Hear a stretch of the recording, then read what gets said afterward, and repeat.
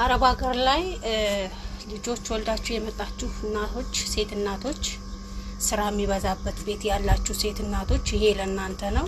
ይሄንን ነገር እንዴት እንደምትጠቀሙት አሁን የማሳያችሁ ይሆናል። ይሄንን ነገር አልፎ አልፎ ተጠቀሙ። ምክንያቱም የእናንተ ወገብ ወልዳችሁ የመጣችሁ እናቶች፣ እኔም እናት ነኝ፣ ወልደን የመጣን እናቶች ካልወለዱት ይልቅ የኛ ወገብ በጣም ይጎዳልና፣ ምክንያቱም ደም ብዙ ፈሶናል፣ ወልደናል፣ አንድ አይደለንም ካልወለዱትና ይሄንን ነገር ብትጠቀሙት በጣም አሪፍ ነው።